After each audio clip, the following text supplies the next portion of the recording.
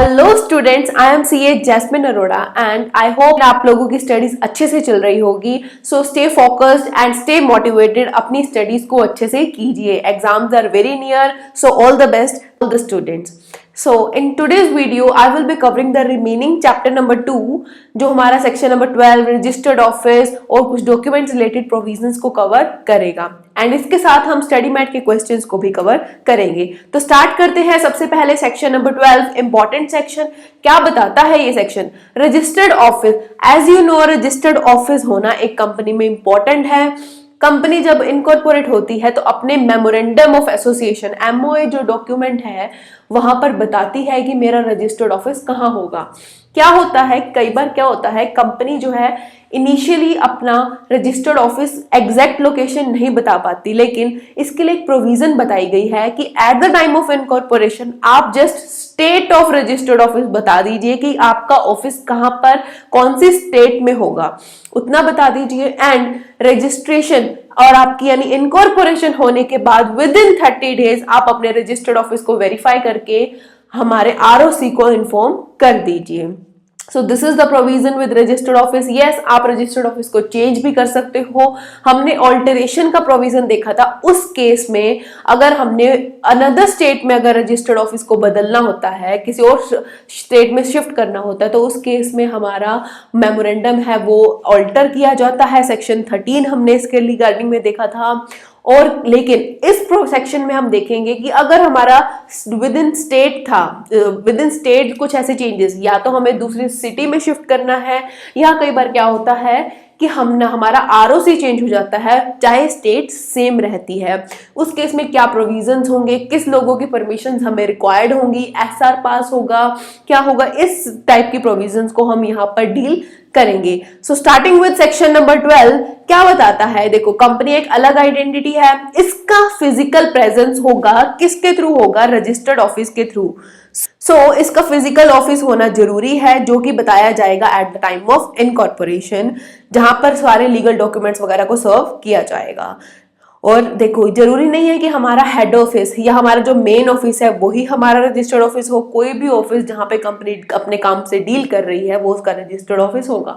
Registered office क्यों जरूरी होता है? क्योंकि रजिस्ट्रार हो गया या कोई भी लीगल डॉक्यूमेंट्स वगैरह होते हैं उस ऑफिस पे सर्व किए जाते हैं। साथ के साथ आपके ज्यूरिसडिक्शन जहां ऑफ द कोर्ट को डिसाइड करने में भी हमारा रजिस्टर्ड ऑफिस हेल्प करता है। हमारी रजिस्टर्ड ऑफिस कौन सी स्टेट में है उसके अकॉर्डिंग हमारी नेशनैलिटी डोमिसाइल डिसाइड होगी। सो रजिस्टर्ड ऑफिस की डिटर्मिनेशन इज वेरी इंपॉर्टेंट।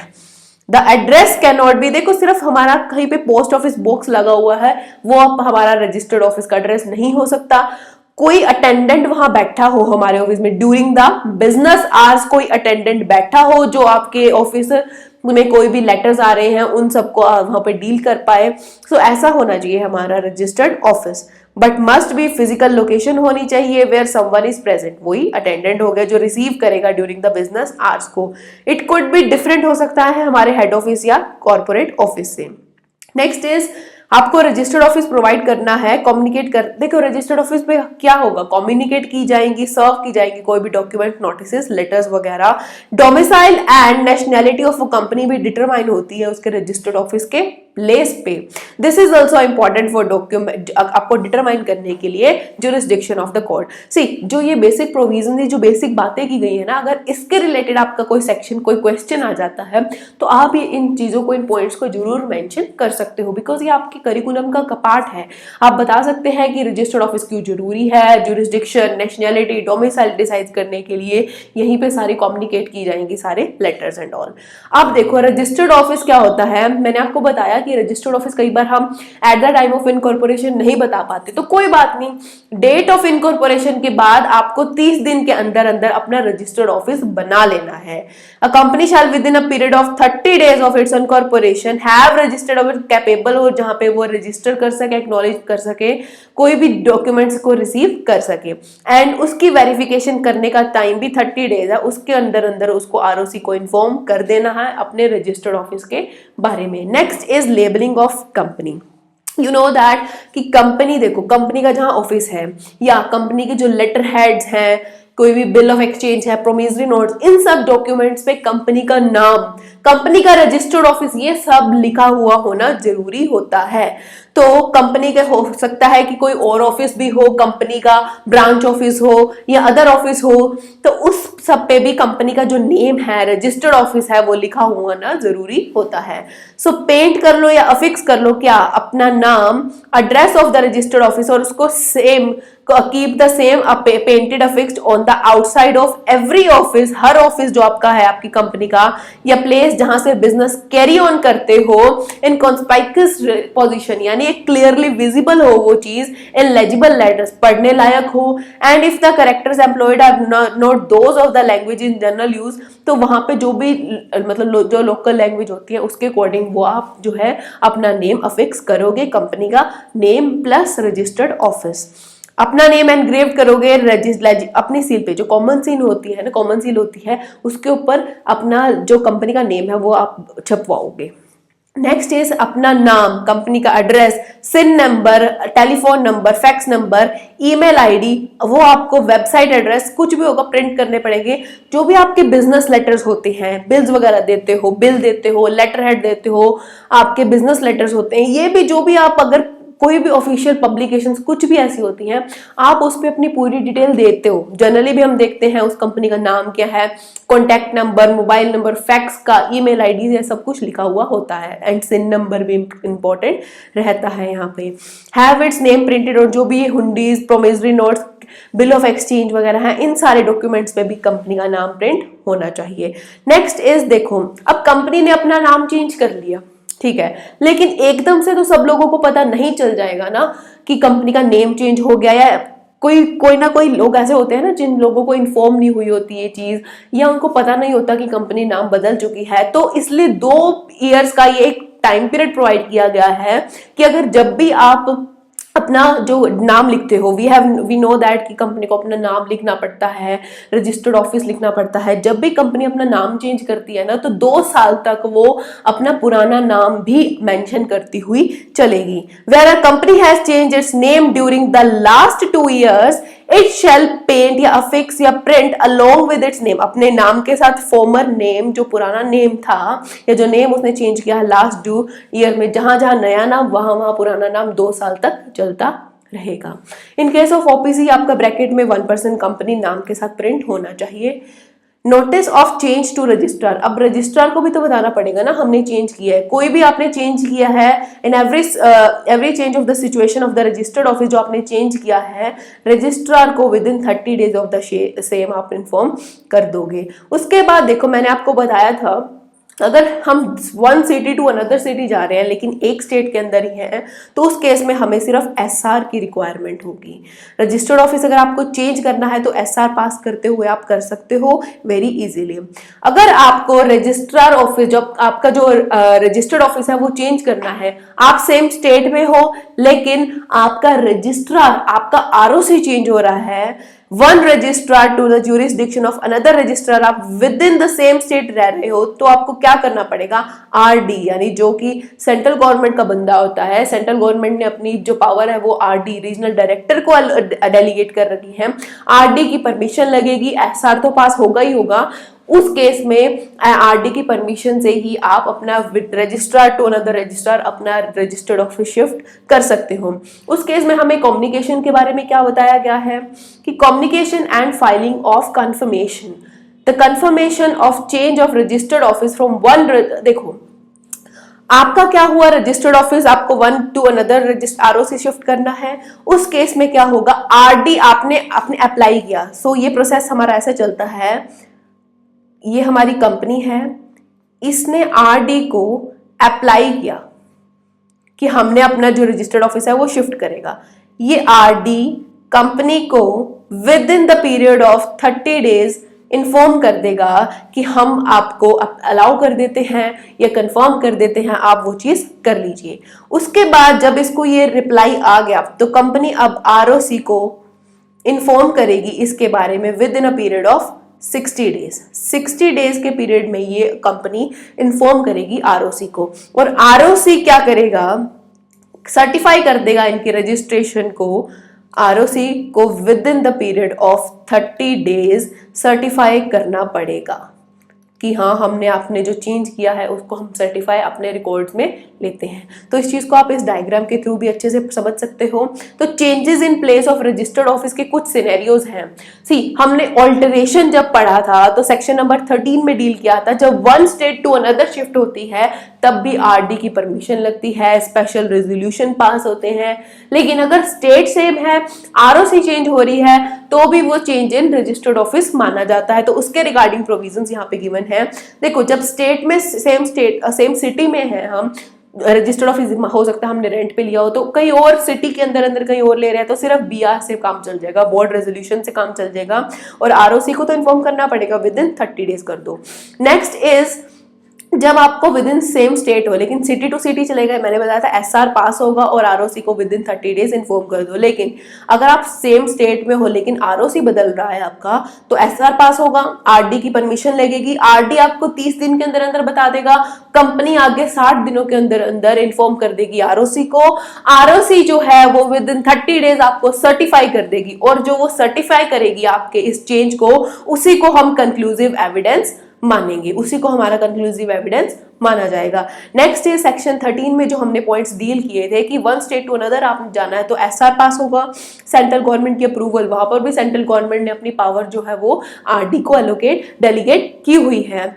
वो 60 डेज में सेंट्रल गवर्नमेंट आपको बता देगा, नेक्स्ट 30 डेज में कंपनी को आरओसी को इन्फॉर्म करना पड़ेगा। और आरओसी जो है आपको वो फ्रेश इश्यू ऑफ सर्टिफिकेट करके देगी, फ्रेश सर्टिफिकेट इनकॉर्पोरेशन का प्रोवाइड करेगी।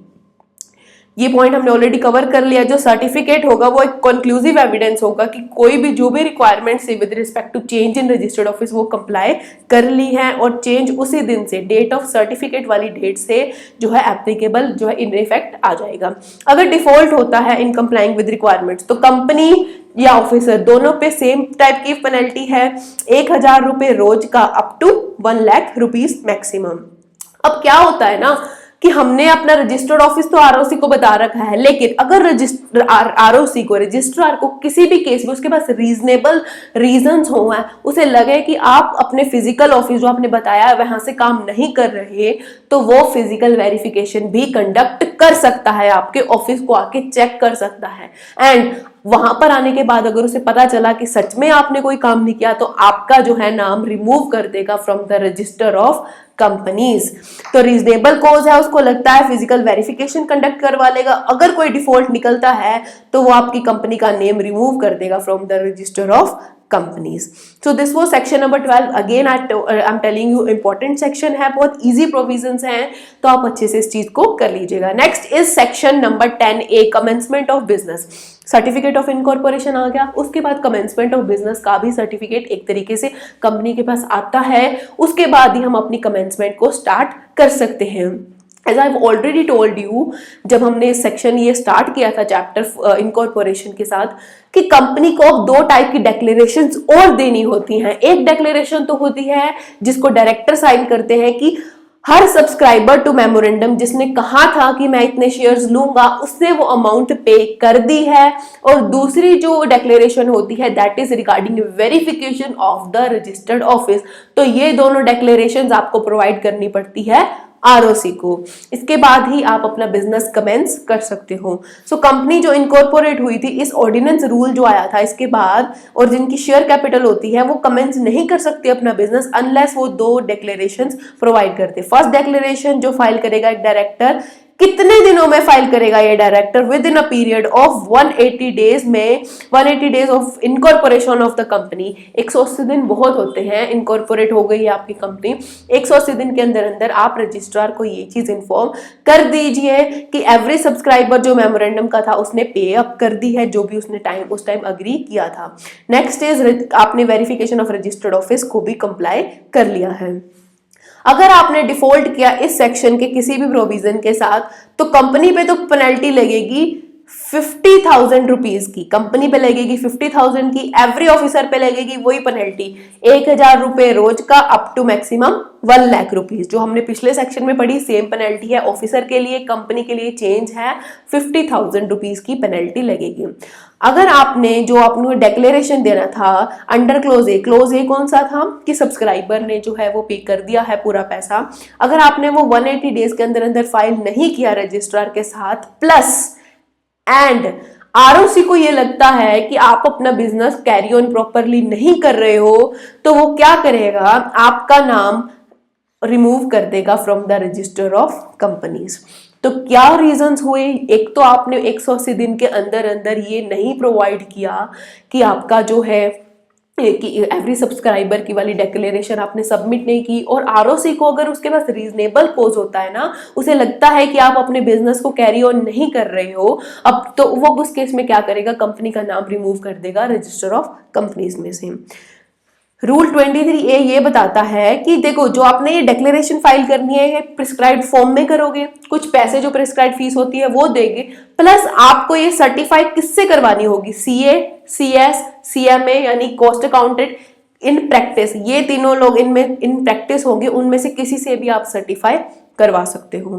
Next is in case of the देखो अब क्या होता है, कुछ जैसे बैंकिंग कंपनी होगी, इंश्योरेंस कंपनी होगी, कुछ भी इन टाइप की कंपनीज होती है ना जिसके स्पेशल रेगुलेटर्स होते हैं, RBI हो गया या जो इंश्योरेंस कंपनीज के लिए हो गया, इनसे आप सर्टिफाई करवाओगे और इनकी जो अप्रूवल, इनकी जो रजिस्ट्रेशन है वो अलॉन्ग विद डिक्लेरेशन आपको किसको सबमिट करनी पड़ेगी, ROC को सबमिट करनी पड़ेगी। इन लोगों का अप्रूवल या रजिस्ट्रेशन भी साथ में, जैसे आप डिक्लेरेशन सबमिट करोगे तो इनके अप्रूवल भी सबमिट करोगे।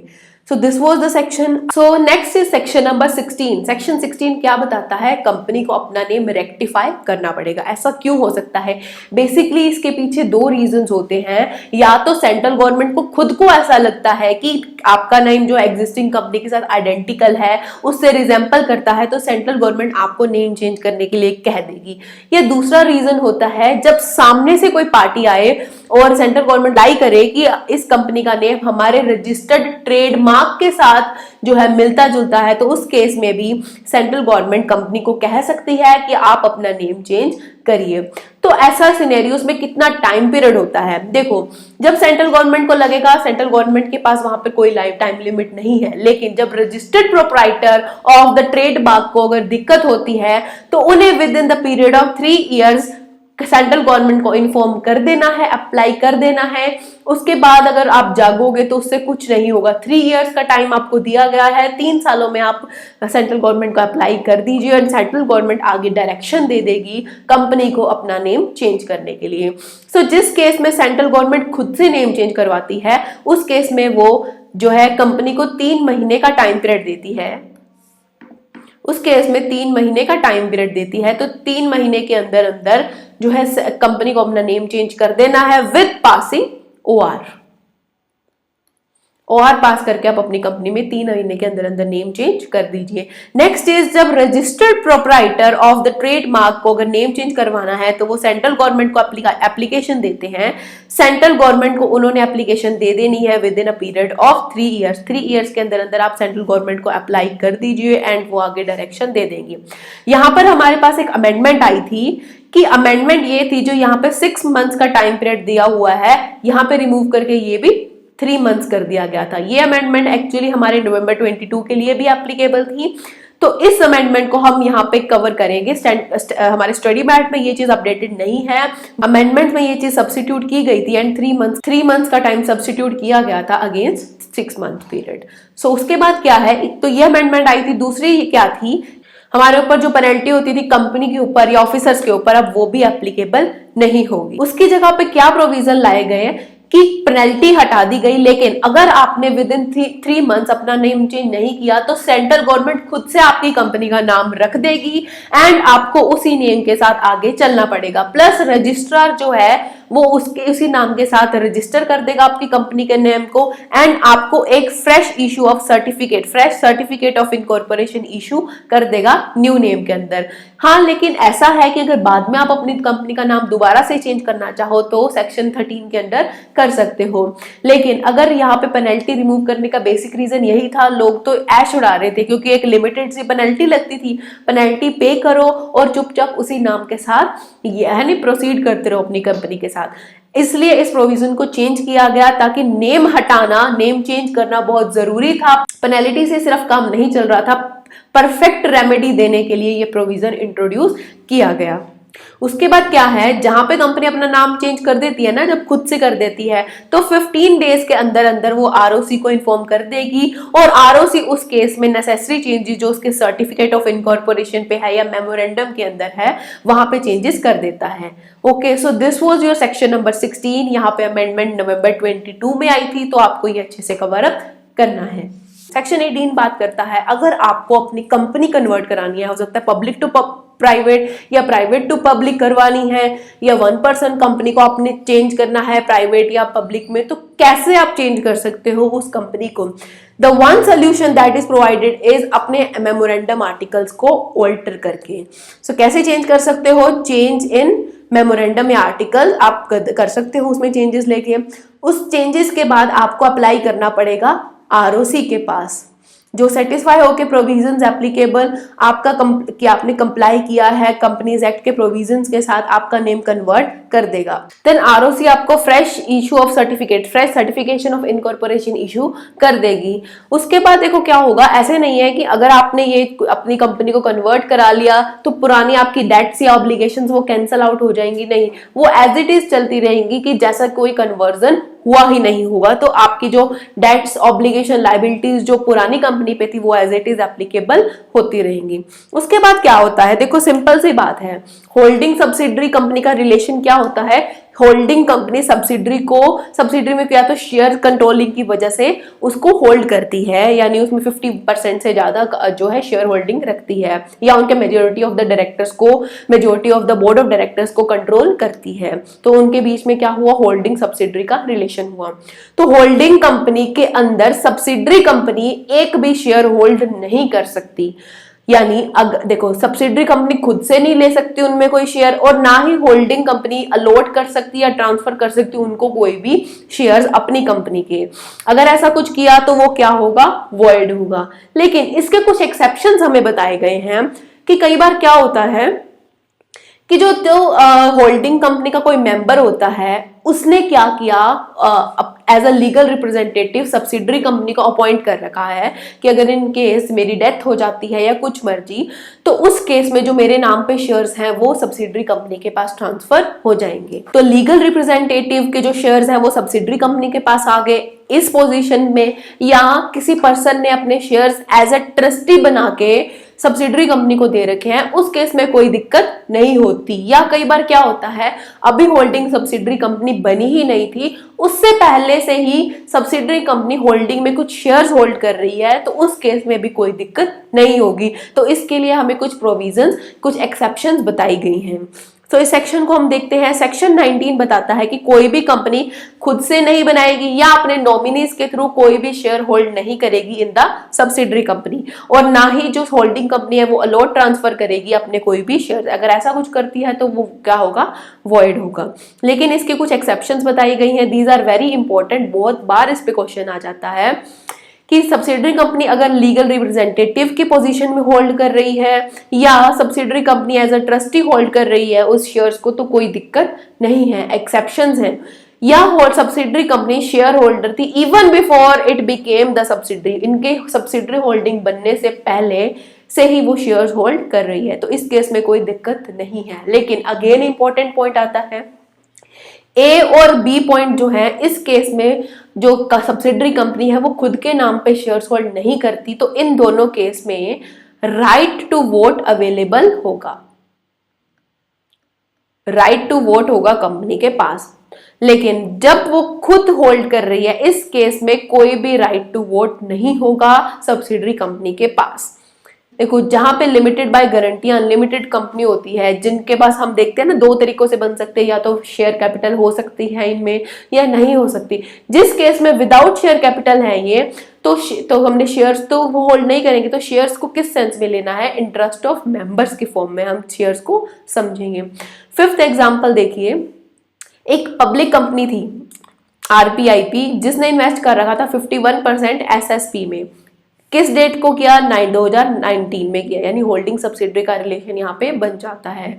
तो एसएसपी पुरानी जो सब्सिडरी है वो 2% होल्ड कर रही थी, लेकिन 2013 से कर रही थी। तो even before their relationship, before subsidiary बनने से पहले कर रही थी, तो कोई दिक्कत नहीं है। अब आप इस 2% को होल्ड करके रख सकते हो, रिड्यूस भी कर सकते हो, लेकिन इंक्रीज नहीं कर सकते आप, और बाय नहीं कर सकते। इसको रिड्यूस भी कर सकते हो, होल्ड करके भी रख सकते हो। उसके बाद आता है सर्विस ऑफ डॉक्यूमेंट्स। डॉक्यूमेंट्स या तो कंपनी को या मेंबर्स को या रजिस्ट्रार को सर्व किए जाते हैं, यानी दिए जाते हैं। तो कैसे दिए जाते हैं, हमें प्रोविजंस बताए गए हैं। अगर कंपनी को देना है, सबसे पहले हम कंपनी के रिलेशन में पढ़ेंगे कि कैसे हम डॉक्यूमेंट सर्व करते हैं कंपनी के ऊपर। कोई भी डॉक्यूमेंट हमें कंपनी पे या ऑफिसर पे सर्व करना होता है, तो हम उसको कंपनी पे भेज देते हैं या ऑफिसर को भेज देते हैं, कहाँ पे, उसके रजिस्टर्ड ऑफिस पे भेज देते हैं। कैसे किस तरीके से भेज सकते हैं, इन नाम को अच्छे से पढ़ लेना। Registered post, speed post, courier करवा दो या उनके रजिस्टर्ड ऑफिस पे छोड़ाओ, ईमेल हो गया या फैक्स के थ्रू हो गया। इन किसी भी तरीके से आप जो है यहाँ पे इंफॉर्मेशन प्रोवाइड कर सकते हो। हाउएवर देखो, अब जो सिक्योरिटीज है वो डीमैट के फॉर्म में है, यानी डिपॉजिटरी के पास है, तो आप इसको ईमेल के थ्रू, इलेक्ट्रॉनिक मोड के थ्रू ही डॉक्यूमेंट्स को सर्व कर सकते हो। उसके बाद आता है अब रजिस्ट्रार और मेंबर्स को कैसे डॉक्यूमेंट सर्व किए जाते हैं। इनको सर्व करने के तरीके में एक नया पॉइंट ऐड कर दिया गया है, दैट इज पोस्ट। तो आपके एमसीक्यू पोर्शन के लिए ये इंपॉर्टेंट रह जाता है ये पॉइंट। बाकी सब चीजें सेम है, registered post, speed post, courier, उनके ऑफिस या एड्रेस पे छोड़ा, इलेक्ट्रॉनिक मोड से, सब सेम है, लेकिन पोस्ट एक और यहाँ पे ऐड किया गया है। हाउएवर अब देखो, कई बार क्या होता है, कोई मेंबर जो होता है ना वो रिक्वेस्ट कर दे, कोई पर्सन ऐसा रिक्वेस्ट कर दे कि मुझे एक पर्टिकुलर काइंड ऑफ चीज से ही आप मुझे इंफॉर्मेशन प्रोवाइड करो। यानी हो सकता है कंपनी इनमें से कोई भी मीन्स यूज कर दे आपको डॉक्यूमेंट सर्व करने का, लेकिन कोई मेंबर रिक्वेस्ट कर सकता है, उसके रिगार्डिंग फीस भी वो पे करेगा कि मुझे इंफॉर्मेशन आप सिर्फ इस स्पेसिफिक मोड से ही प्रोवाइड करोगे, तो कंपनी को वैसे ही डील करना पड़ेगा। और जो वो फीस होती है वो कंपनी ही डिसाइड करती है अपनी एजीएम के अंदर, ठीक है। और उसके बाद क्या आता है कि अब कुरियर क्या होता है। कुरियर मीन्स कोई पर्सन या कोई एजेंसी जो डिलीवर करती है documents plus proof of the delivery भी उसके पास हो, यानी सामने वाला पर्सन को डिलीवरी मिल गई है, उसके साइन वो उसने लिए हो, तो इस टाइप की कुरियर सर्विसेज को इंक्लूड किया गया है। Next is important, very very important, Nidhi companies के रिगार्डिंग में एक पॉइंट दिया गया है।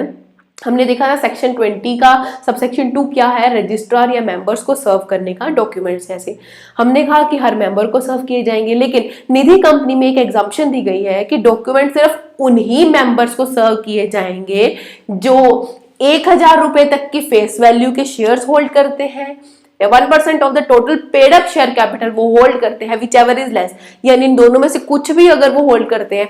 फॉर एग्जाम्पल, अगर अब वो 1000 तक की फेस वैल्यू तो होल्ड करते हैं, लेकिन परसेंटेज 1% नहीं बनी, तो कोई बात नहीं, आपको जो है नोटिस सर्व किए जाएंगे, डॉक्यूमेंट सर्व किए जाएंगे। इन दोनों में से कुछ भी कंडीशन फुलफिल हो जाए, 1000 रुपए फेस वैल्यू या 1% of the total paid up share capital, तो निधि कंपनी के उन मेंबर्स को जो है डॉक्यूमेंट सर्व किए जाएंगे। तो बाकी मेंबर्स का क्या होगा, बाकी ऐसे बैठे हैं, नहीं, बाकियों को इन्फॉर्म किया जाएगा न्यूज़पेपर के थ्रू, या उन जो कंपनी अपने नोटिस बोर्ड पे है वो लगा के रखेगी, तो न्यूज़पेपर के थ्रू बताया जाएगा, या नोटिस बोर्ड ऑफ द निधि जो है वहां पे उस जरिए से उनको जो इंफॉर्मेशन है, डॉक्यूमेंट्स है, प्रोवाइड करती है कंपनी। अब हमने देखा इलेक्ट्रॉनिक मोड। इलेक्ट्रॉनिक मोड तो क्या है electronic mode, the term electronic transmission means communication जो रिकॉर्ड भी बनाए और जिसको हम रिटेंशन कर सके, जिसके रिट्राइवल कर सके, रिव्यू कर सके और जिसको हम एक क्लियरली टेंजिबल फॉर्म में भी निकाल सके, यानी प्रिंट आउट उसका निकाल सके। कैसे कैसे कर सकते हैं हम इसको? फैक्स के थ्रू कर सकते हैं, ईमेल के थ्रू कर सकते हैं, और द ऑफिसर हैज प्रोवाइड, अगर कुछ भी ऐसा और तरीके बता सके हैं उन तरीकों से भी कर सकते हैं। पोस्ट करना इलेक्ट्रॉनिक मैसेज बोर्ड के ऊपर या नेटवर्क के ऊपर, दैट द रजिस्टर मेंबर वहां पे डेजिग्नेटेड हो, यानी वो इजीली उस पोस्ट को, उस जो है नेटवर्क को वो पढ़ सकते हैं। जैसे कोई भी प्लेटफॉर्म्स आप ले सकते हो सोशल मीडिया के, वो इंक्लूड किए गए हैं। उसके बाद other means of electronic communication जो कंपनी ने बता रखे हैं, रीजनेबल सिस्टम उसके लिए कंपनी ने लगा रखे हैं अपनी कंपनी के अंदर कि हम इन तरीके से आपको इंफॉर्मेशन ट्रांसमिट करेंगे। Next is delivery by post होती है। ये हम एक पॉइंट हमारे मीटिंग्स के चैप्टर में भी कवर करते हैं। नोटिस जाता है मीटिंग का, अगर वो पोस्ट के थ्रू जा रहा है तो 2 दिनों का टाइम, 2 डेज, जिसको हम मानते हैं कि 2 दिनों के अंदर हमारी पोस्ट पहुंच जाएगी, तो 2 एक्स्ट्रा डेज प्रोवाइड किए जाते हैं पोस्ट के केस में। वही है कि नोटिस ऑफ द मीटिंग हम मान के चलेंगे कि जैसे ही लेटर पोस्ट किया तो 48 आवर्स के अंदर अंदर पहुंच जाएगी, 48 आवर्स यानी 2 डेज।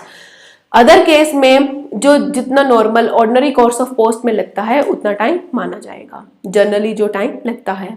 उसके बाद क्या है, 21 सेक्शन बताता है कि ऑथेंटिकेट करना होता है अपने डॉक्यूमेंट्स को, प्रोसीडिंग्स को, कॉन्ट्रैक्ट को।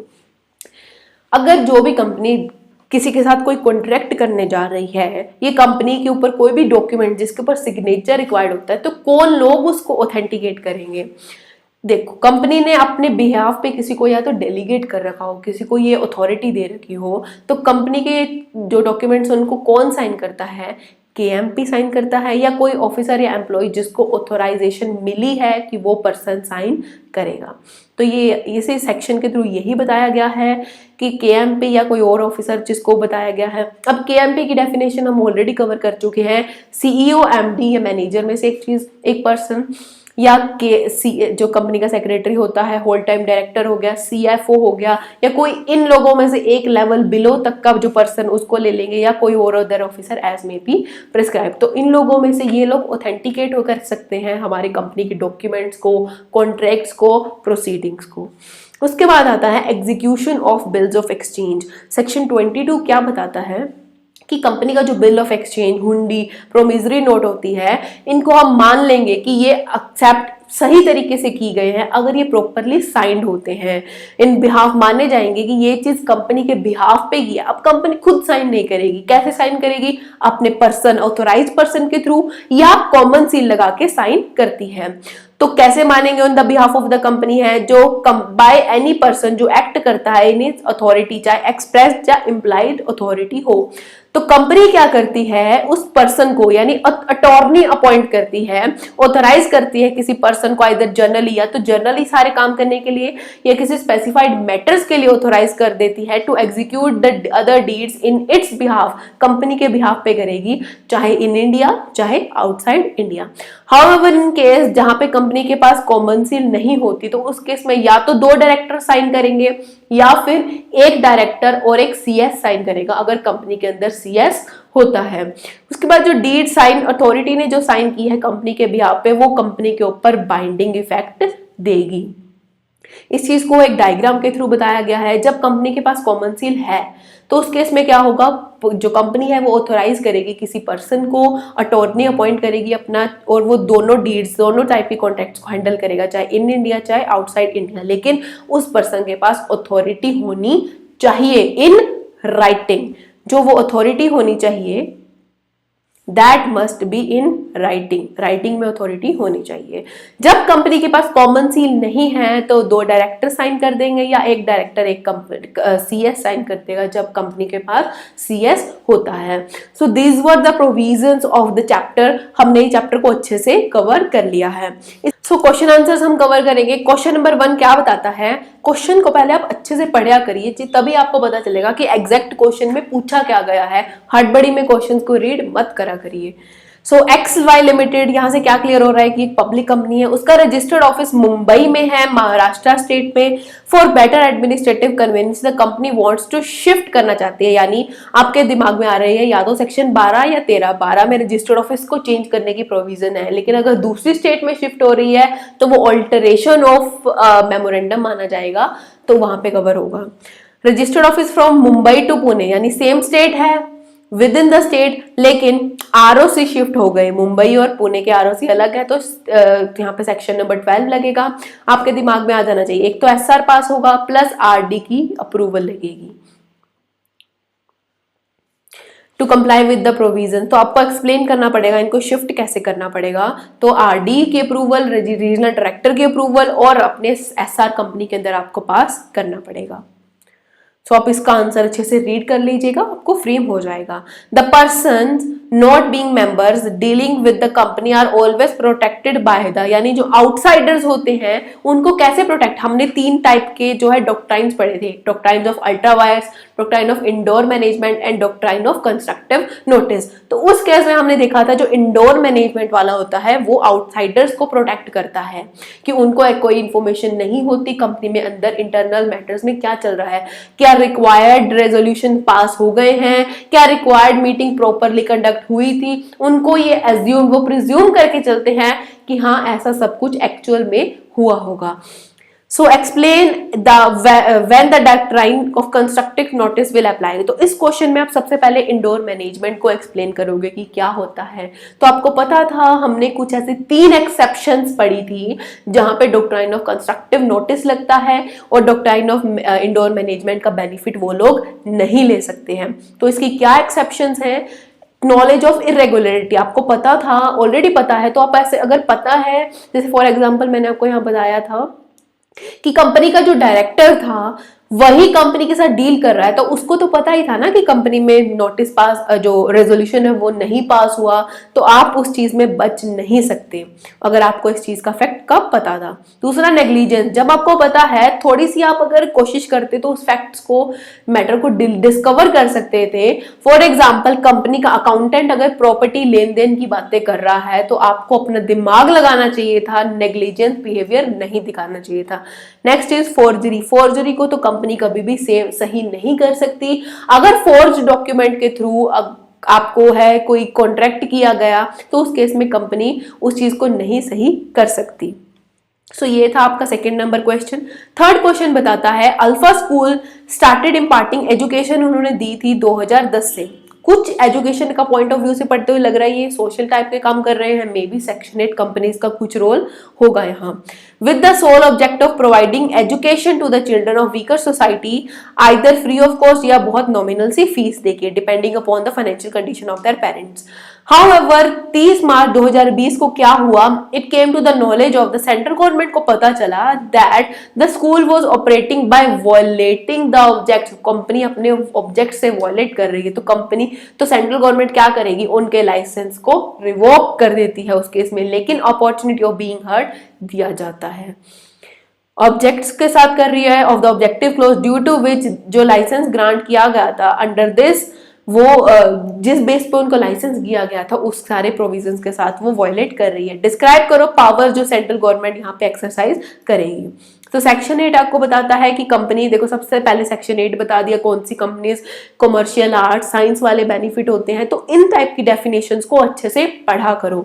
उसके बाद हमने बताया था कि सेक्शन 8 कंपनी तभी रजिस्टर्ड होती है जब उनको लाइसेंस कौन देता है, सेंट्रल गवर्नमेंट लाइसेंस देता है, तभी वो सेक्शन 8 कंपनी के बेनिफिट्स उठा सकती है।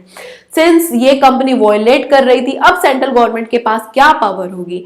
सेंट्रल गवर्नमेंट देखो सबसे पहले तो उनका लाइसेंस रिवोक करेगा, उसके बाद license issued whether the affairs of the company it fraudulently अगर चल रहे थे या वॉयलेटली चल रहे थे, या तो इस सेक्शन के साथ आपने गलत किया या आपने आपके जो काम थे वो फ्रॉडुलेंटली वॉयलेटली कर रहे थे, तो आप वही कर रहे हो, तो सेंट्रल गवर्नमेंट यहाँ पे आपको पहले अपॉर्चुनिटी ऑफ बीइंग हर्ड देगा, अपना रिटर्न नोटिस भी बताएगा कि मैं क्या इंटेंशन है कि मैं आपका नाम रिमूव करना चाहता हूँ, अपॉर्चुनिटी ऑफ बीइंग हर्ड भी दी जाएगी।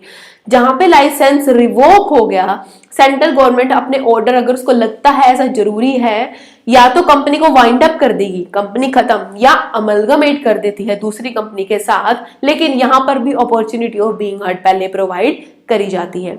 अगर कंपनी को, अगर सेंट्रल गवर्नमेंट को अगर लगता है कि पब्लिक इंटरेस्ट में जरूरी था ऐसा करना, प्लस लाइसेंस भी रिवोक हो चुका है, तो उस केस में वो अमलगामेशन का ऑर्डर दे देगी, अमलगामेट कर देगी विद अनदर कंपनी। एंड जब मैंने आपको ये सेक्शन पढ़ाया था तो एक चीज बताई थी, अमलगामेशन हमेशा सेम कंपनी यानी सेक्शन 8 कंपनी की सेक्शन 8 कंपनी के साथ ही की जाएगी, प्लस उनके ऑब्जेक्ट्स भी सिमिलर होने चाहिए, तभी उन दोनों कंपनीज की अमलगामेशन हो सकेगी। उसके बाद क्या होगा, क्वेश्चन नंबर 4 क्या है, object close of the memorandum एक विवेक इंडस्ट्रीज लिमिटेड थी, उसका ऑब्जेक्ट क्लोज क्या बताता था, एम्पावर करता था रियल एस्टेट बिजनेस के regarding and any other business जो इससे रिलेटेड होगा। Due to a downward trend, real estate में कुछ डाउनवर्ड ट्रेंड होने लगा, मंदी आने लगी, मैनेजमेंट ऑफ द कंपनी ने डिसाइड किया business of food processing activity चलाने का। सो अब आपके ऑब्जेक्ट के अगेंस्ट था ये, अगर ऐसा कुछ कॉन्ट्रैक्ट करते हैं तो अल्ट्रा वायर्स होगा। The company wants to alter, अपना अब ऑल्टर करना चाहती है वो अपने मेमोरेंडम को, तो कर सकती है, सो एज टू इंक्लूड करना चाहती है अपने फूड प्रोसेसिंग बिजनेस को अपने ऑब्जेक्ट्स के साथ, तो ऐसा कुछ दिक्कत नहीं है। पहले ये सब चीजें पॉसिबल नहीं होती थी, अब तो क्या करो, कंपनी में एसआर पास करो और अपना ऑल्टर कर लो मेमोरेंडम ऑफ एसोसिएशन को। सो इस केस में कंपनी ऑल्ट्रेशन करना चाहती है, अब सिंपल कर दिया कंपनीज एक्ट ने। 13 सेक्शन जो हमें प्रोवाइड करता है कि एसआर की रिक्वायरमेंट होती है after complying with the procedure, जो हमें सेक्शंस में बताया गया है उसको कंप्लाई करने के बाद आप एसआर पास करके अपने ऑब्जेक्ट्स को ऑल्टर कर सकते हो। एक और चीज मैंने आपको यहाँ पर बताई थी कि कई बार क्या होता है कि कुछ जो लोग होते हैं ना, हो सकता है फूड प्रोसेसिंग यूनिट में कोई लोग बिलीव ना करते हो जो ऑलरेडी एग्जिस्टिंग शेयर होल्डर्स हैं, तो वो चाहते हो कि हम वो डिसेंट कर रहे हैं आपके इस ऑफर को, वो नहीं मान रहे, तो उस केस में कंपनी को एग्जिट ऑफर भी देना पड़ता है अपने एग्जिस्टिंग डिसेंटिंग शेयर होल्डर्स को। सो ये क्वेश्चन भी आप अच्छे से कवर कर लेंगे।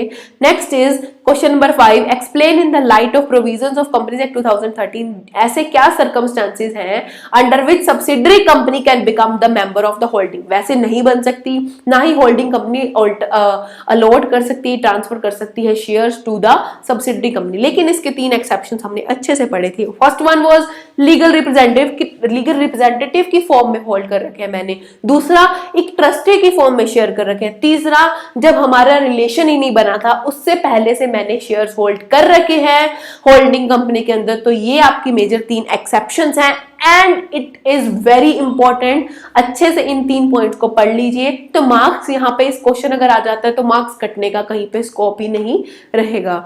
सो ये 3 आपके यहाँ पे मेजर पॉइंट्स हैं। उसके बाद क्या है, explain the provisions of companies act 2013 relating to the service of documents on a company and members of the company. अच्छे से पढ़ा है, करना है तो कैसे, कंपनी के केस में registered post, speed post, courier है, ऑफिस पे छोड़ जाओ, ईमेल, इलेक्ट्रॉनिक मोड्स, लेकिन मेंबर्स या रजिस्ट्रार को जब हम करते हैं तो एक पोस्ट मोड भी एक इंक्लूड हो जाता है। Next is question number 7, Yadav dairy products एक प्राइवेट लिमिटेड कंपनी है जो रजिस्टर्ड थी, its article along with memorandum at the time of registration 2019 से रजिस्टर्ड है। अब directors of the company are of the view that provisions of article regarding forfeiture of shares should not be changed except by resolution of 90% majority. अब क्या हो रहा है, हमने जैसे बताया था कि मेमोरेंडम को चेंज करना थोड़ा डिफिकल्ट होता है, लेकिन articles of association easily change हो जाते हैं। तो आर्टिकल्स ऑफ एसोसिएशन के अंदर एसआर पास करके हम अगर कोई चेंज करना चाहते हैं तो कर लेते हैं, लेकिन अब डायरेक्टर्स ऐसा कुछ चाहते हैं, हम अपने प्रोसीजर को ऑफ चेंजिंग द आर्टिकल्स या उसमें कोई भी ऐसा प्रोविजन है उसको चेंज करने के लिए हम स्ट्रिंजेंट प्रोविजंस लेके आने चाहिए, ताकि एक तरीके से प्रोटेक्शन देते हैं कंपनी को, तो इसको हम बोलते होते हैं एंट्रेंचमेंट। तो क्या ऐसा प्रोविजन हमने कुछ पढ़ा था? यस पढ़ा था। तो यहाँ पे अगर डायरेक्टर्स ऐसा कुछ चाहते हैं जहां पे आप बेसिक कंडीशन से तो कर ही रहे थे, लेकिन एंट्रेंचमेंट कुछ होते हैं और स्ट्रिक्ट प्रोविजंस को इंट्रोड्यूस करना चाहते हो तो कर सकते हो। या तो ऐसे प्रोविजंस आपके बिल्कुल फॉर्मेशन ऑफ द कंपनी के दौरान हो, या अगर बाद में भी होते हैं तो हमने देखा था कि पब्लिक कंपनी के केस में कितने लोग एग्री हो, 3/4 of the person should agree, यानी एसआर पास होके होगा। लेकिन अगर प्राइवेट कंपनी है तो उसमें all the members must agree to this provision, यानी एंट्रेंचमेंट लेके आने के प्रोविजन के साथ। While as per section number 14 of the companies act articles में be change by passing SR only, one of the directors said that they cannot make a provision against the Companies Act. You are required to advise the same on this matter. So as per section 5 articles में provisions of entrenchment हो सकते हैं, अगर ये और restrictive बना रहे हैं तो ही इंक्लूड कर सकते हैं। Provision for entrenchment shall only be made या तो at the time of formation बनाए हो या amendment during the life time बनाए गए हो। प्राइवेट कंपनी के केस में ऑल द मेंबर्स इससे अग्री हो, और पब्लिक कंपनी के केस में एसआर पास होके अग्री किए गए हों। Where the articles contain provision of entrenchment whether made on formation या कुछ, तो उस चीज का नोटिस हम आरओसी को भी तो बताना पड़ेगा ना कि हम अपने इस चीज को चेंज कर रहे हैं, तो आरओसी को भी इस चीज की इंफॉर्मेशन प्रोवाइड करनी पड़ेगी। Next is in present case, जो प्राइवेट लिमिटेड कंपनी एक प्राइवेट कंपनी है और वो चेंज करना चाहती है इस प्रोविजंस को, it means it wants to make entrenchment which is allowed है, कोई दिक्कत नहीं है, but the company will pass a resolution taking permission of all the members. यहाँ पे यही पॉइंट इंपॉर्टेंट था कि परमिशन आपको सारे मेंबर से लेनी पड़ेगी। Next is question number 8, Anushka securities equipment limited is a manufacturer CCTV company, cameras बनाती है कंपनी। उन्होंने 100 करोड़ रुपए पब्लिक इशू के थ्रू ले रखे थे स्टार्टिंग वन मोर, और वो एक और सीसीटीवी कैमरास की जो है मैन्युफैक्चरिंग कर रहे थे, यानी they are into the manufacturing of CCTV cameras, खुद बनाते हैं देन बेचते हैं। उन्होंने 100 करोड़ में से 10 करोड़ तो यूटिलाइज कर लिया, एंड उनको बाद में पता चला कि क्या हुआ, गवर्नमेंट ने जो प्रोविजन है रिगार्डिंग इंपोर्ट के वो रिलैक्स कर दिए हैं, और अब सीसीटीवी कैमरा को इजीली इंपोर्ट किया जा सकता है, कस्टम ड्यूटी कम हो गई है। तो उनको लगा कि अब खुद बनाना महंगा पड़ेगा, लोग तो चाइना से इंपोर्ट करने लग जाएंगे। नाउ अब वो जो बचा हुआ पैसा, यानी जो वो बचा हुआ 90 करोड़ रुपीज है, वो एक मोबाइल ऐप डेवलपमेंट में, यानी अदर देन देयर ऑब्जेक्ट वो जाना चाहते हैं या ऐड करना चाहते हैं एक new object to their MOA. तो क्या ऐसा कंपनी कर सकती है? यस, ये चीज अलाउ है, एसआर पास होगा, प्लस जो आपके एग्जिस्टिंग शेयर होल्डर्स थे उनको आपको अगर कोई ऐसा, उनको आपको इन्फॉर्म करना पड़ेगा इस चीज के बारे में, इन्फॉर्म करना पड़ेगा न्यूज़पेपर्स के थ्रू, वेबसाइट के थ्रू, प्लस जो अगर डिसेंटिंग शेयर होल्डर्स है उनको क्या देना पड़ेगा आपको, exit offer, exit offer provide करना पड़ेगा। सो आप ऐसा कर सकते हो, अनयूटिलाइज्ड अमाउंट को यूज कर सकते हो। Shall not change its object unless, आपको क्या करना पड़ेगा, एक तो एसआर पास करना पड़ेगा, प्लस जो डिटेल्स हैं आपको न्यूज़पेपर में देनी पड़ेगी इंग्लिश एंड वर्नाक्युलर में। दूसरा, आपको कंपनी की वेबसाइट पे भी डालना पड़ेगा, और आपको एग्जिट ऑफर देना पड़ेगा अपने डिसेंटिंग शेयर होल्डर्स को। कंपनी को जो ये एसआर की कॉपी है आरओसी को सबमिट करनी पड़ेगी, आरओसी सर्टिफाई कर देगा with in a period of 30 days, आपको ये सर्टिफाई करके दे देगा इस कॉपी। ऑल्टरेशन इफेक्टिव उसी दिन से होगी जिस दिन से आरओसी ने उस चीज को सर्टिफाई कर दिया। Looking at the above provision we can say that company add कर सकती है अपने प्रोविजन को इस मेमोरेंडम में, एंड डाइवर्ट कर सकती है पब्लिक कंपनी को, जस्ट वो रिक्वायरमेंट्स है उनके साथ कंप्लाई करके एसआर पास कर दो। बाकी जो एग्जिस्टिंग शेयर होल्डर्स है कि हम आपका पैसा कहीं और यूटिलाइज करना चाह रहे हैं, न्यूज़पेपर में बता दो, और अगर कुछ लोग जो नहीं मान रहे उनको एग्जिट ऑफर दे दो।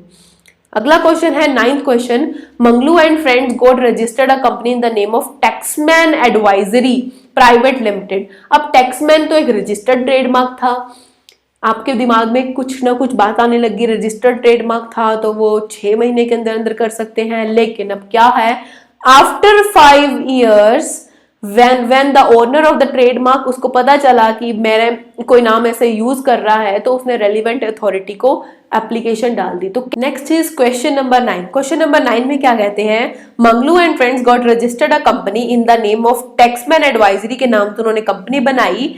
टैक्समैन एक रजिस्टर्ड ट्रेडमार्क था, तो यानी आपके दिमाग में एक प्रोविजन आने लग गया होगा, अगर रजिस्टर्ड ट्रेडमार्क है तो सामने वाले पर्सन को दिक्कत होगी, तो वो कितने टाइम पीरियड के अंदर, वो 3 साल के अंदर अंदर सेंट्रल गवर्नमेंट को अप्लाई कर दे कि आप इस कंपनी का नेम चेंज करवाओ। ये हमने पढ़ा था सेक्शन नंबर 16 के अंदर। उसके बाद यहाँ पे क्या आता है कि हमने ये देखा था कि with in the period of 3 years वो लोग सेंट्रल गवर्नमेंट को अप्लाई करेंगे एंड सेंट्रल गवर्नमेंट कंपनी को कहेगी आप नेम चेंज करो, एंड कंपनी को नेम चेंज करना पड़ता था with in the period of 3 months, जहां पे हमने जो यहाँ पे अमेंडमेंट जो कवर की थी। उसके बाद क्या है कि लेकिन after the period of 5 years जब ओनर ऑफ द ट्रेडमार्क को पता चला इसके बारे में कि आइडेंटिकल नेम के साथ बनाई गई है, उन्होंने अप्लाई कर दिया अथॉरिटी यानी सेंट्रल गवर्नमेंट को। तो क्या सही है? It is not tenable. क्यों नहीं है? क्योंकि उन्होंने जो अप्लाई किया है वो after the required time period 3 साल के बाद किया है, वो तो 5 साल के बाद अप्लाई कर रहे हैं। तो कैन द कंपनी कंपेल कर जा सकती है कंपनी को नेम चेंज करने के लिए? No, company can not be compelled. Legally हम कंपनी को कंपेल नहीं कर सकते। Next is can the owner of the registered trademark request कर सकता है कंपनी को? रिक्वेस्ट जरूर कर सकता है, और अगर कंपनी मान जाए, दोनों के बीच में अगर सेटलमेंट हो जाए, तो सेक्शन 13 के अकॉर्डिंग कंपनी वॉलंटरली अपना नेम चेंज करेगी, तब सेक्शन 16 के थ्रू ये रेक्टिफिकेशन ऑफ नेम नहीं रूट होगा। So this is only discussed in the set provision. Section 16 हमें क्या बताता था कि इस केस में ओआर पास करके with in 3 months name change कर दो जब सेंट्रल गवर्नमेंट को चीजें आइडेंटिकल लग रहा है नाम। अगर रजिस्टर्ड ट्रेडमार्क है तो वो सामने वाला पर्सन 3 इयर्स के अंदर आएगा। यहाँ पे भी कंपनी के पास 3 मंथ्स होते हैं नेम चेंज करने के लिए। नेक्स्ट इज यहाँ पर भी ओआर पास होकर ही नाम चेंज किया जाता है। उसके बाद होता है कि अब यहाँ पे जो पर्सन जिसने अपनी ऑब्लिगेशन फाइल की है वो after the period of 5 years यानी रिक्वायर्ड टाइम पीरियड के बाद की थी, तो इट इज नॉट फिजिबल, ये चीज अलाउड नहीं की जाएगी। कंपनी को आप वॉलंटरली रिक्वेस्ट कर सकते हो और वो सेक्शन 13 के अकॉर्डिंग अपना नेम चेंज कर देगी। So this was only discussed in the question. अच्छे से करना इन प्रोविजंस को, बिकॉज ये प्रोविजंस आपको ऐसे ही टेस्ट किए जाएंगे और बीच बीच में अमेंडमेंट भी कवर होती रहेंगी। क्वेश्चन नंबर 10 क्या है? Shri Lakshmi electricals limited company है, एक सब्सिडरी कंपनी है, in which Hanuman power suppliers limited is holding 60%। Holding की जो सब्सिडरी है वो है श्री लक्ष्मी इलेक्ट्रिकल्स लिमिटेड। इसमें केस में क्या हुआ, one of the share holder जो है उसने एक चैरिटेबल ट्रस्ट बनाया और डोनेट कर दिया अपना 10% इन एच जो उसका था and 50 crore to the trust को दे दिया। He appoints S as the trustee, S को अपॉइंट करा उसने ट्रस्टी। एस कौन है? ये। All the assets of the trust are held in the name of S है। Can the subsidiary holding इस तरीके से होल्ड कर सकता है या एक्सेप्शन हमने पढ़ी थी इस केस में, इस केस में होल्ड कर सकती है एक सब्सिडरी कंपनी अपने एज एन ट्रस्ट की फॉर्म में होल्ड करके रख सकती है। दूसरा क्या है कि क्वेश्चन नंबर 11 अब क्या है, पराग कंस्ट्रक्टिव लिमिटेड एक लीडिंग इंफ्रास्ट्रक्चर कंपनी थी। One of the directors of the company mister Parag has been signing all the, देखो वेरी इंपॉर्टेंट क्वेश्चन, अच्छे से इसकी लैंग्वेज को पढ़ना। एक पराग एक लिमिटेड कंपनी थी जो कि इंफ्रास्ट्रक्चर कंपनी थी, उसका एक डायरेक्टर था mister Parag, has been signing all the construction contracts को वही साइन कर रहा था on the behalf of the company बहुत सालों से। All the parties whoever deal with the company, उनको सबको पता था मिस्टर पराग कौन है। Company has got a very important construction contract आता है उनके पास from a renowned software company का।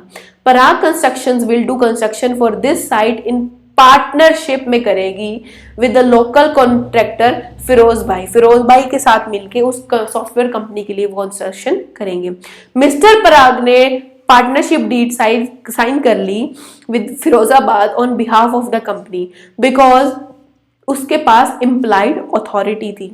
लेटर ऑन एक डिस्प्यूट होता है कंपनी के साथ, दोनों कंपनीज का, तो कंपनी क्या बोलती है, डिनाई कर देती है कि मैं अपनी liability as a partner accept नहीं करूंगी, बिकॉज यू नो पार्टनरशिप में अनलिमिटेड लाइबिलिटी रहती है पार्टनर्स की।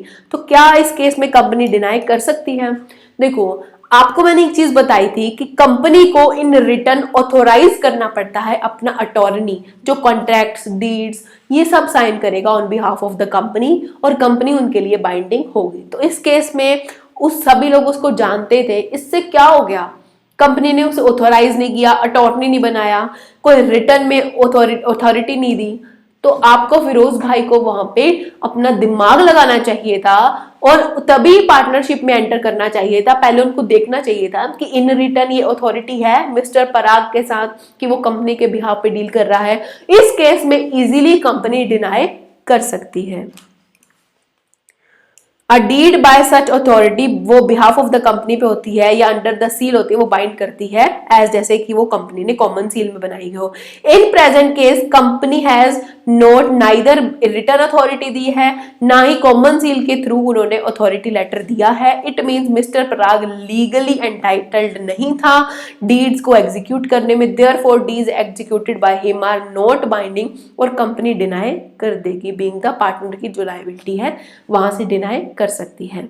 Next is question number 12। Ashok, director of gamma electricals limited, gave in writing to the company that the notice of, देखो एक director ने कहा कि कंपनी का जो भी नोटिस आएगा ना जनरल मीटिंग का या बोर्ड ऑफ डायरेक्टर्स की मीटिंग का, उस वो मुझे ओनली सिर्फ रजिस्टर्ड पोस्ट के थ्रू ही भेजना, मेरे रजिस्टर्ड एड्रेस पर जो कि कानपुर में है, इंडिया में है, कोई दिक्कत नहीं है।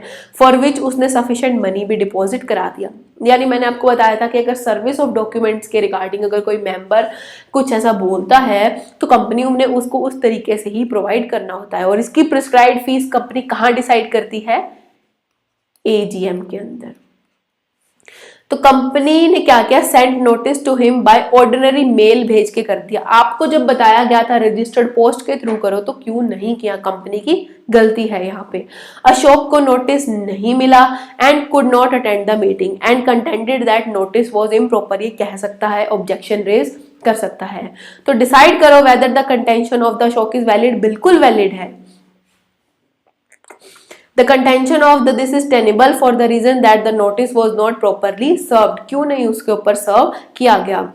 अगर मेंबर चाहता था कि रजिस्टर्ड पोस्ट के थ्रू आए कानपुर में, तो अदरवाइज अगर आपने नोटिस को किसी और मेजर से सर्व किया गया तो will not be deem to be effectively serve किया गया हो। दूसरा क्वेश्चन यहाँ पे आता है, will your answer be the same if Ashok USA में था 1 महीने से during the notice of the meeting और मीटिंग हो गई। इस केस में the company is bound to serve a valid notice to Ashok by registered post at his residential. इस सिर्फ कानपुर में करना था, आउटसाइड इंडिया नहीं करना था। इस केस में क्या हुआ? अगर आपने बताया गया था कि मुझे रजिस्टर्ड ऑफिस ऑफ कानपुर पे ही भेजना, मेरा जहां पे रजिस्टर्ड एड्रेस है, रेजिडेंशियल एड्रेस, वहां पे भेजना था, कंपनी ने अगर वहां पे भेज दिया तो ठीक है। अब यूएसए में भेजना कंपनी की रिस्पॉन्सिबिलिटी नहीं होती, कंपनी सिर्फ इंडिया में ही भेजती है नोटिस ऑफ द मीटिंग। अगर आप बाहर हो, आप अटेंड नहीं कर पाए तो कंपनी की गलती नहीं होगी यहाँ। Next is question number 13। A group of individuals intend to form a club. कुछ लोग मिलकर क्लब बनाना चाहते हैं, namely birding pilots flying club बनाना चाहते हैं as limited liability company to impart classroom teaching and aircraft flight training वगैरह देना चाहते हैं ट्रेनी पायलट्स को। It was decided that to form a limited liability company बनाएंगे, सेक्शन 8 कंपनी के पर्पज से बनाना चाहते हैं, for a period of 10 years. वो बोल रहे हैं कि हम जो कंपनी बनाएंगे 10 साल के लिए बनाएंगे and thereafter the club will be dissolved. और जो भी सरप्लस आपका होगा ओवर द असेट, यानी असेट्स वगैरह बेच के आपका और लाइबिलिटीज चुका के जो भी असेट्स बच गई या पैसा जो आया, उस सरप्लस को अगर कुछ बच जाता है वो डिस्ट्रीब्यूट कर लेंगे among the members as a usual procedure जो होता है कंपनीज एक्ट में। तो क्या फिजिबल है उनका प्रपोजल? देखो, आपने कंपनी बना रखी है, ऐसा कंपनी बनाना चाहते हो, कोई दिक्कत नहीं है, लेकिन हमने सेक्शन 8 कंपनीज में देखा था उनके ऊपर बहुत बड़ी एक प्रोहिबिशन होती है कि कंपनी का कोई भी प्रॉफिट होगा वो आपस में बांटेंगे नहीं। एज जो मेंबर्स होंगे वो जो प्रॉफिट अगर कुछ ऐसा आता है तो वो कंपनी के ऑब्जेक्ट्स को प्रमोट करने पे ही लगाएंगे। अगर वो अपने ऊपर पैसा लगाते हैं तो वो एक गलत बात होगी, वो वैलिड नहीं है। और जो बचा हुआ पैसा वो बांट लेंगे। Will not hold good since there is a restriction है हमारे कंपनीज एक्ट में, जो सेक्शन 8 में रिस्ट्रिक्शन है कि अपना प्रॉफिट वो आपस में नहीं बांटेंगे। Further there is restriction on the application of the surplus in the event of winding up या dissolution of the company as provided in section 8। thereafter proposal जो है वो feasible नहीं होगा क्योंकि वो आप आपस में बांट नहीं सकते, चाहे डिविडेंड के रूप में या आप बोल रहे हो कि सरप्लस हमने मेंबर्स में बांट लिया, तो this is not feasible. So this was your chapter number 2। हमने यहाँ पे अपने जो है क्वेश्चंस को भी डिस्कस कर लिया है।